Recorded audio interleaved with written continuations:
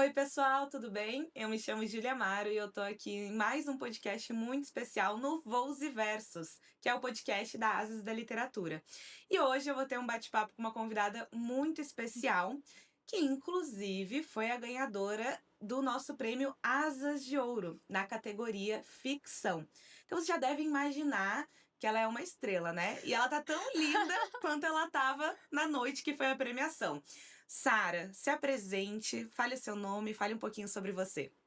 Meu nome é Sara Rosa, eu tenho 17 anos. Eu sou autora do livro Caixão de Vidro e eu sou alucinada por literatura, por livros, por escrever principalmente, né, que é o que me trouxe até aqui hoje. E é um prazer muito, muito grande você me receber aqui, Júlia. Ai, obrigada, Sara. Gente que tá feliz em te receber aqui.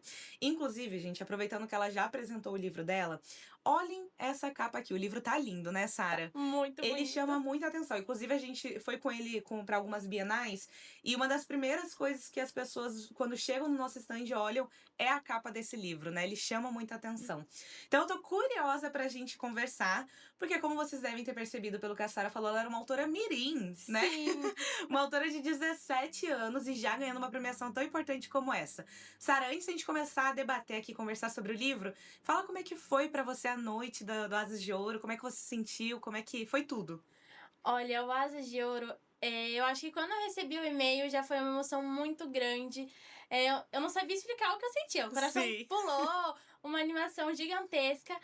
E só que assim, uma coisa é receber o e-mail, outra coisa é até chegar o dia 17, que foi o dia da premiação. Foi muita ansiedade, muito preparo de talvez eu não ganhe o prêmio, mas são 2.000 livros publicados, 5 livros na categoria, então já era um privilégio gigantesco Com ter sido certeza. nomeada. Só que quando chegou segunda-feira, né, no dia 17, Eu foi imagino. difícil conter a ansiedade. Mas eu esperava que eu fosse talvez entrar no Asas de Ouro e sentir um pouquinho de tensão, um pouquinho de medo, mas toda a equipe recebeu de uma forma que assim, eu vi você uma vez, eu vi a Sim. Alicia uma vez também só, mas parecia que já tinha visto, que já tinha amizade assim de tempo, que tirou um peso do ombro, e Ai, que conversou e bom. descontraiu. E tava lindo, tava Ai, que muito bom. bonito lá. Ai, que legal, Sara. A gente fica feliz em saber disso, né? Porque a gente faz tudo com tanto carinho, é tão pensado para os autores se sentirem bem, se sentirem recebidos, porque a gente sabe que é uma tensão no ar, né? Todo mundo quer Muito. ganhar o prêmio, todo mundo tá ali ansioso, tá muitas vezes sendo um primeiro contato com a equipe da editora. Então a gente tenta pensar muito bem como vai tudo correr, né? E como é que foi para você no momento que você ouviu o nome do seu livro, que a gente abriu aquele envelope e você teve que ir até o palco? Eu acho que eu nunca senti meu coração disparar tanto. Deu aquela falta de ar, Eu aquele imagino. tremor. E eu até fiquei, meu Deus, eu escutei certo mesmo. Aí na hora que minha mãe. Aí eu percebi que realmente tinha acontecido. Nossa, mas é uma tensão muito grande falar. E outras pessoas que estavam concorrendo também estavam lá. Só que deu aquele medinho, né, de subir lá e falar. Eu pensei naquelas pessoas. Só que quando eu tava lá na frente, e aí eu vi todo mundo e parecia que todo mundo vibrava junto. Com certeza. Aí passou toda a atenção e eu agradeci de coração. Tudo que eu tenho pra agradecer. Que legal, Sara. E a gente adorou, né? A sua mãe estava lá emocionada. Ela tá sempre com você, Muito. né? Tá, Ela apoia sempre. muito. Desde o primeiro momento ela te Muito. apoiou muito na literatura, né? Sim, a minha mãe, ela adora ler. Todo mundo lá em casa adora muito ler. Só que antes de eu aprender a ler, ela lia uns livros infantis pra mim, até que ela Sim. começou a ler Orgulho e Preconceito. Nossa! Quantos anos você tinha quando ela começou a ler? 5. Meu Deus! Tá vendo, gente? É Sabia isso que ler. vocês têm que fazer pra ter uma autora, filha de 17 anos. E ela lia pra mim, eu me apaixonei na história. Tanto que é um dos meus livros favoritos até hoje. É o primeiro livro mesmo que ela me deu, sem ser esses infantil Eu juvenil. amo Orgulho e Preconceito. Amo. É maravilhoso. É uma das histórias mais lindas que tem de todas. E aí eu acho que ela colocou aquela sementinha lá e talvez não esperando, né? Por mais que conforme eu crescia, eu falava que eu ia escrever uma história, um livro da história de amor dos meus pais, que Que legal. aconteceu de um jeito meio doido. Só que aí quando eu não contei pra ninguém enquanto eu escrevi o livro, aí quando eu cheguei com o e-mail da editora, a proposta de publicação e mostrei pra ela, Nossa, aí ela chorou muito e até Ai. hoje ela tá colhendo esses momentos. Ai, que legal, Sara, que bom. E aí a gente percebe o quanto é importante desde cedo o incentivo à literatura, né? Sim, Porque vou te falar do que eu vejo na internet. Muitas vezes eu vejo muitos pais frustrados, né, com o caminho que os filhos seguiram, ou que eles buscam na adolescência, ou a falta de vontade de ler, mas a gente tem aquela frase de que exemplo arrasta. Né? sim. E quando a criança, ou até mesmo o bebê, ele não tem o costume de ver os pais lendo, ou aquilo não é incentivado, é muito difícil ela desenvolver esse hábito, né? E quando a gente vê alguém assim que teve esse incentivo desde cedo, é muito voltado para o propósito que a gente tem também aqui dentro da editora, né? A gente trabalha muito livro infantil também, Sim. e a gente vê que isso tem um impacto direto na vida das crianças, né? E dos pais que estão ali criando aquelas crianças e o quanto isso ajuda. Então é muito legal saber de alguém, né, que desde cedo teve esse incentivo e hoje está aqui colhendo os frutos disso, Sim. né? Que legal, Sara. Então agora me conta um pouquinho sobre como foi o processo criativo até chegar nessa história. O que que te inspirou? Qual é o assunto do livro? E como você chegou nele? Porque você falou pra mim ali que você ia escrever uma história sobre o romance dos seus pais. Como é que a gente caminhou aqui pra uma história diferente? Eu tenho muita vontade de ser psicóloga Hum, e eu escrevi no primeiro ano do ensino médio. Aí era. Eu entrei numa escola nova, os professores, assim que eu entrei, começou a me incentivar muito a buscar uma faculdade legal e gostar de ler, faculdade, aí aquela dúvida se eu ia para letras ou não. Só que essa busca, assim, pela parte da psicologia, eu vi que a parte de transtornos alimentares é bem. É um universo muito grande, né? Mas são muito poucos que trabalham realmente com isso, que tem esse foco. sim. Tem estigmas ainda muito grandes. E aí eu comecei a ler uma matéria aqui, uma reportagem ali, ver um filme, uma série que tenha algum personagem que sofre de algum transtorno. E aí eu percebi que eu. É meio estranho falar, mas eu gostei muito de conhecer isso, Sim. de ver quão profundo é. E aí eu não. Aconteceu. Um dia eu tava em casa e veio um cenário na minha mente de como se fosse realmente uma personagem que até então não existia, passando por um momento que tá no livro. E aí eu sentei, eu escrevi. E quando eu terminei de escrever, eu olhei e eu percebi que precisava vir algo antes e precisava de algo depois. E aí Foi fluindo a foi história. fluindo de uma forma que eu não sei nem explicar. Que legal, Sara. E olha, quando você fala um pouquinho sobre essa sua percepção, é porque é uma ficção, né? Sim, Então é uma história que lúdica que muitas vezes aquela adolescente, aquela jovem vai ler, vai se identificar, né, tanto com os acertos como os erros da personagem ao longo da sim, caminhada dela. E me remete muito à minha adolescência, né? E à sua atual adolescência, imagino que remeta também. E eu lembro que nessa fase eu tinha muitas amigas que tinham transtornos alimentares, eu mesma já tive transtorno alimentar. E a gente sabe que isso afeta muitas meninas. Como é que foi pra você no seu convívio falar sobre isso? Você tem amigas ou conhecidas mesmo, pessoas da escola que passam por isso? Como é que foi a aceitação, a reação, né, das pessoas do seu convívio em relação a isso? eu não conheço ninguém que já sofreu, mas tem aqueles comentários, aquela Uhum. idealização. Ai, eu preciso parar de comer tal coisa pra caber em tal roupa. Sim. É o que a E- gente mais ouve menina falar, né? sim, e é Sobre muito. emagrecimento. E é extremamente incentivado pelas redes Sim. sociais.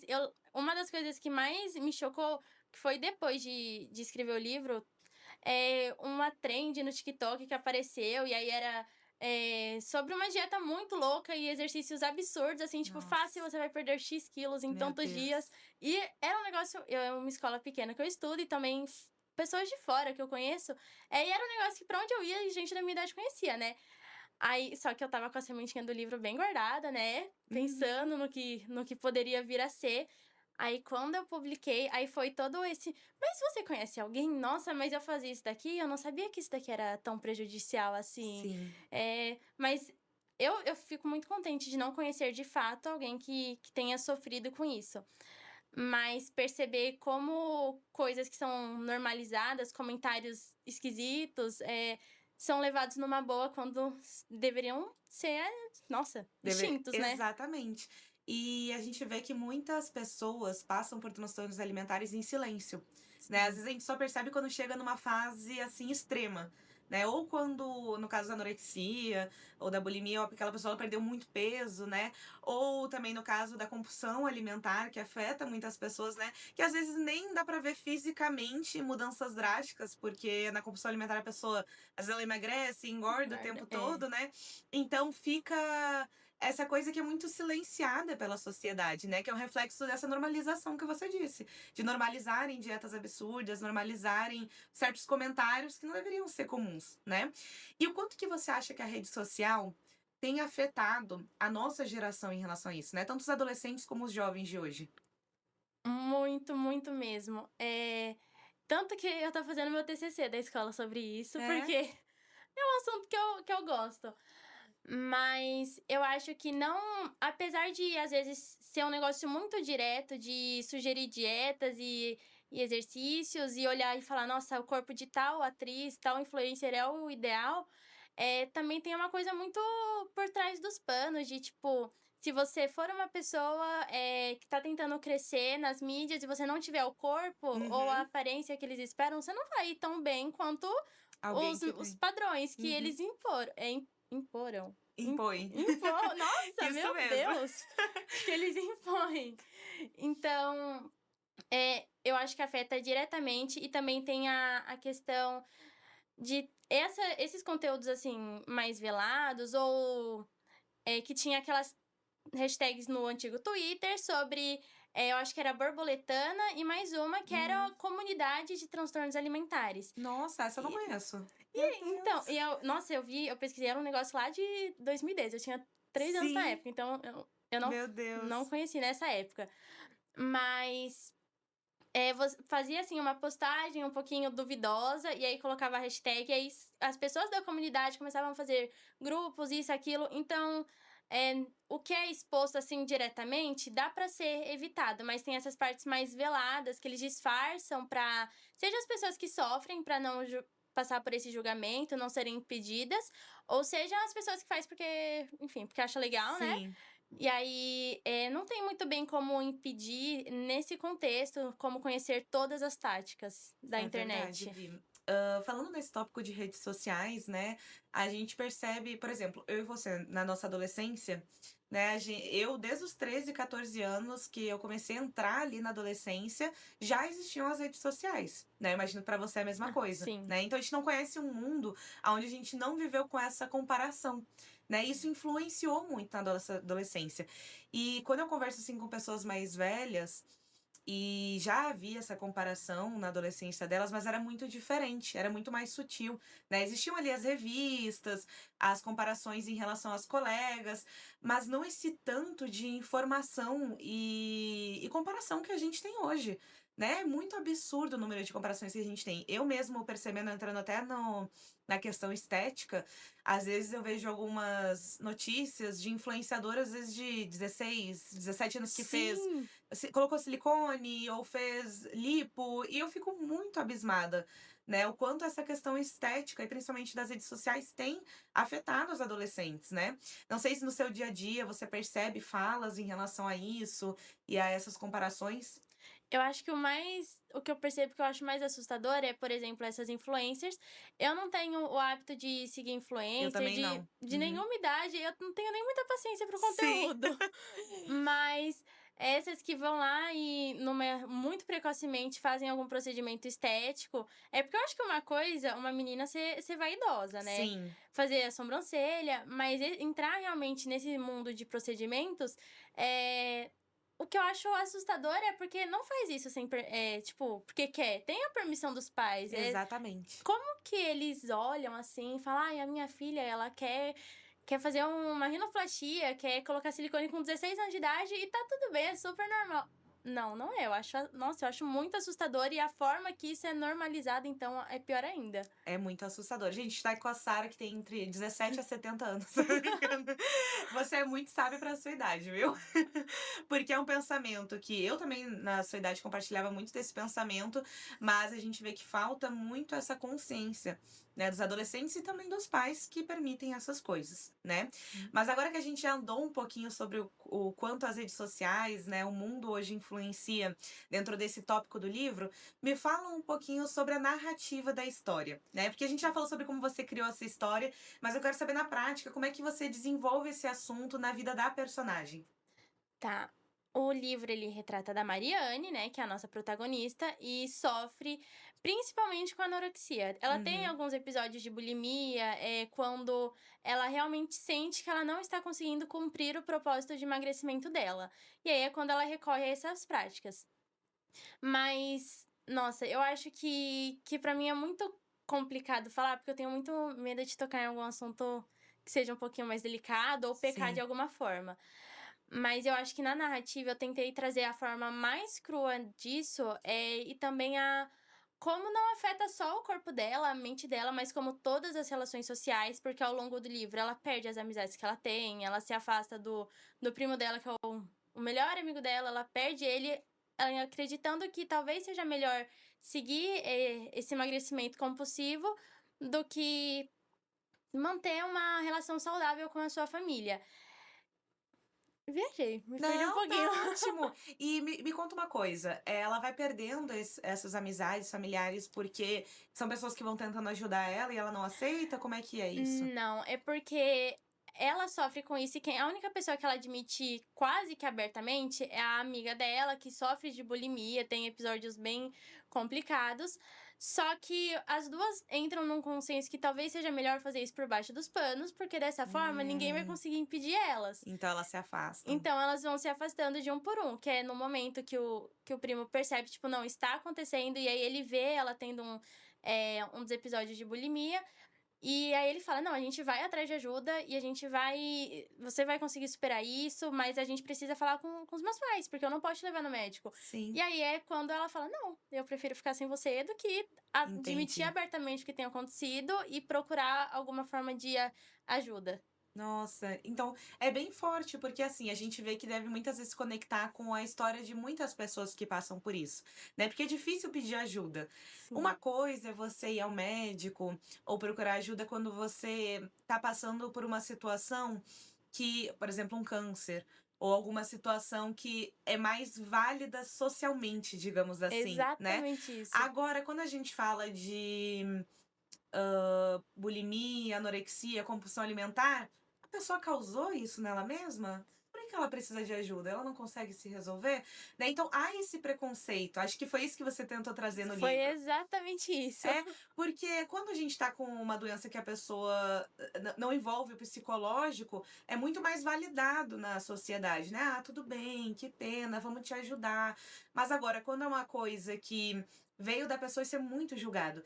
E a gente vê que muitas vezes não é muito respeitado, né? As pessoas às vezes até ah, deixa ela, pra quê? É Chamar besteira. atenção. Exatamente. E é uma coisa séria, né, que precisa ser, levada a sério.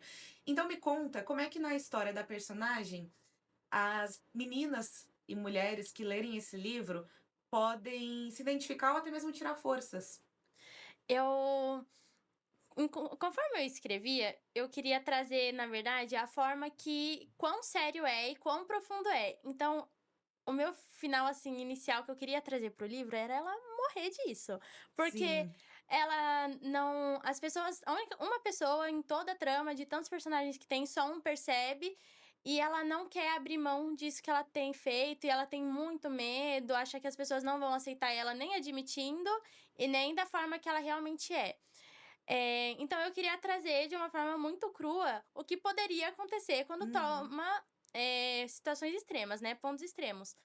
Só que antes mesmo de eu escrever, eu percebi que não era justo nem com a personagem, porque pega o amor enquanto Aham. escreve, vira um amigo, Você não quis mais matar ela. não quis nossa, de jeito Era nenhum. bom que autores de outros livros pensassem que nem Sim, você, né, eu que a gente vê muito livro. sofre muito pro personagem morto. Exatamente. Mas continua.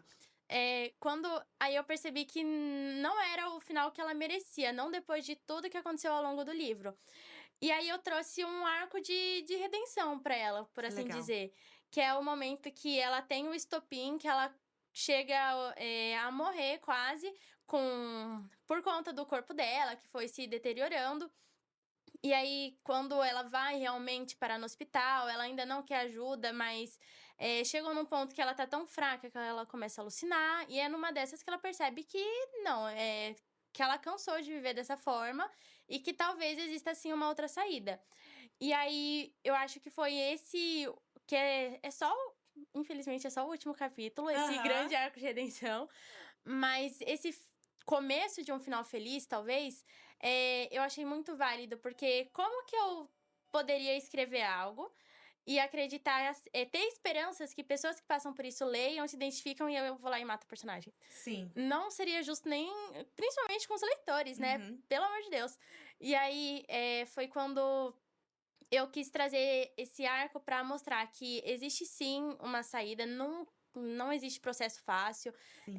Eu acho que as questões, os transtornos psicológicos, que já são um pouquinho mais aceitos, entre aspas, já são muito difíceis de ser tratados, são processos muito longos. Então, esses que sofrem estigmas ainda maiores, que existe sim uma forma de contornar eles, mas é um processo que precisa, assim, não só da vontade da pessoa, mas de como toda uma rede de apoio, uma disponibilidade de ajuda.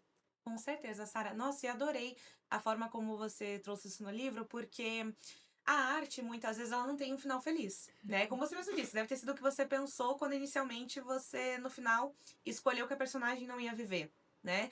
Porque muitas vezes a arte, ela tá ali pra nos conscientizar de algo e até mesmo nos chocar. Né, através de Sim. um livro, através de um filme que a gente vê que muitas vezes não tem um final feliz, mas aquilo de certa forma impacta socialmente, Uhum. né? Mas também trazer esse arco de redenção é muito importante, porque às vezes vai ser um livro que a pessoa vai ver ali aquela verdade crua mesmo durante toda a história, mas no final ela vai ver ali uma esperança, Sim. né? Então isso é muito especial. E agora, Sara, eu queria saber como é que tá sendo pra você a Sara antes de ser autora e a Sara depois de ser autora. Porque desde que você publicou o livro, muitas coisas aconteceram, né? Existe o processo de produção, existe quando o livro tá pronto, você recebe ele em casa, existem os eventos, você já esteve com a gente em alguns deles, né? Existe uma premiação dessas. Então você já não é a mesma menina que você era antes de começar tudo isso, né? Então me fala um pouquinho sobre esse antes e depois da sua carreira como autora. Eu acho que demorou um pouquinho pra eu admitir pra mim mesma, assim, perceber que eu fiz algo que o livro me torna uma autora. Sim. Eu escrevi, como eu falei, eu escrevi ele de uma forma muito particular, eu não contei. É a única dois, três professores meus souberam só depois que eu terminei de escrever e quando eu tava procurando uma editora para publicação. Mas até aí foram muitos meses pensando, ai, acho melhor não, talvez não seja a coisa certa a fazer, talvez não seja tão bem aceito.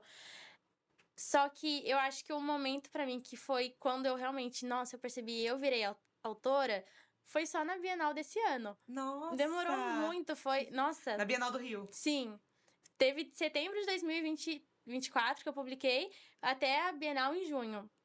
É porque eu recebi o livro em casa, e aí eu abri, eu fiquei maravilhada. Nossa, meu xodó, eu mostrava pra todo mundo. Sim. Eu fiz um evento com alguns conhecidos pro lançamento do livro. Aquela conversa de, ai, você sabe que a Sarah publicou um livro? Uhum. Eu no médico, a minha mãe, ai, doutora, minha filha publicou um livro, você sabia? E virou amiga do doutor. Mas eu acho que faltava alguma coisa pra mim, eu não sei explicar muito bem o que que era. Só que aí esse ano, quando eu entrei na Bienal do Rio, e aí eu vi o livro ali no stand, mesmo quando vocês estavam enviando as fotos, era um pouquinho irreal ainda. Sim. Mas tá lá dentro e perceber, caramba, eu tenho até um crachazinho com meu nome, escrito que eu sou autora. Sim. Aí foi uma mudança muito drástica. E de junho pra cá, com o anúncio da Beth, que vai ter, teve quando o livro foi pra London Book Fair também, Uhum. e a Bienal de São Paulo, agora o Ases de Ouro, foi muito, assim, foi quando eu percebi, caramba, eu tô realmente trilhando isso, porque eu não acho que eu seja a mesma pessoa a Sarah de 15 que escreveu e agora com quase 18. E eu Claro que não, né? São 3 anos que se passaram, só que ver que nesses 3 anos eu tenho formado um caminho, consolidado uma possível carreira, assim, mais livros, é muito especial, é muito gratificante. Ai, que legal, Sara, você compartilhar isso. Até porque muitas vezes a gente vê autores com muita pressa, É, né? Ah, eu tenho pressa de crescer, eu tenho pressa de vender, eu tenho pressa que meu livro chegue logo a maiores lugares. E a gente sabe que não é um caminho rápido ou fácil, né? Ainda mais dentro do mercado brasileiro, que a gente sabe sim. que a gente tem aqui uma luta em conjunto, né? Que é a nossa principal luta como editora. Mas ver você trilhando esse caminho que é o começo de uma carreira, né? Uma coisa que pode aí perdurar durante anos, independentemente da carreira, de outras carreiras que você escolha. É muito especial a gente fazer parte desse começo com você, né? E aí, seguindo esse tópico, eu queria saber pra você como é que tem sido, né, ter publicado esse livro com a Editora Asas da Literatura. Nossa, foi um processo, eu tive muito medo desde o começo. E eu acho que uma das coisas que ficou mais marcado pra mim foi logo na antes mesmo de eu assinar o contrato, eu estava conversando, acho que é com a Carol, que é lá de Uhum, Portugal, sim. e eu respondi o primeiro e-mail dela, e aí eu ainda estava meio insegura, eu fiz algumas perguntas, ela respondeu. Aí ela falou: "Você é de menor, não é?" Eu falei: "Ah, então, eu sou". Aí ela: "Não, então vamos fazer uma chamada de vídeo agora. Chama sua mãe, a gente Muito vai bom. resolver, vai passar segurança". E aí teve, esse contato entre ela, eu e minha mãe, assim, que já foi um como s foi o meu primeiro passo na editora, né, eu não tinha nem assinado o contrato ainda e já estava, assim, portas abertas, braços abertos para receber, para acolher. E aí, depois disso, foi seguindo cada vez mais especial. A capa, pra mim, que eu comentei hoje mais cedo, que tinha uma capa e aí eu já tinha gostado, já tinha decidido. Aí falaram: "Não, calma aí, olha essa capa aqui, o que que você acha?". E aí eu percebi que era a capa que eu sempre tinha sonhado e eu não sabia. Eu estava Sim, feliz com a outra, que mas legal. quando mostrou essa, todos os e-mails muito atenciosos, todo contato sempre por perto. E aí, principalmente na Bienal do Rio, que foi quando conheceu, que deu rostos aos e-mails, né? Sim.